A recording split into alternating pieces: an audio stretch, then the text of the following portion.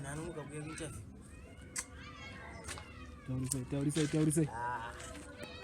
Mfana wacha asikuwe na. Gugu. Come in. Andakupeka kamini boss. Andakupeka kamini neru trousers. Getini. Kutokera futhi kugate kwata vana kware nayi boss.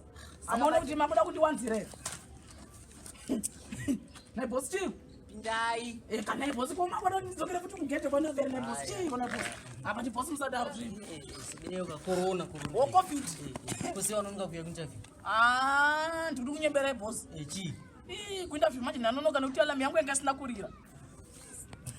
Haya ni mfano. Alarm yangu ina kurira kama zinoya kuinterview iri. Unuka na sutu kana chi. Sutu yei. Tadza kupfeka dzempedgas kumpedza namo kuti upfeke zviri nani. Imakarova hovhorosi yebhutsi. Wakuna kabhosi kana usikona ndiri pabasa ndisaka ndapfeka. Ndosaka marova gumboots. Muri kukanya jape. Kwa pedgas kumpedza namo kune hembe uzokuti unopfeka formal. Ndo muri manike. Bosi mfana zvinokushayisa basa izvi.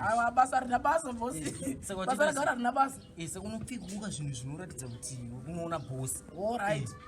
Imofana kupfekawo zvinhu zvekuratidza kuti muri kuonawo vanhu vari kuda kuuya kuzoona bosi. Chibuda wozodzoka. Ndosodzoka. Ndosodzoka rini? Kana wakupfeka zviri nani plus ukuwa. Odhumba nawo. Upfeka chibuda.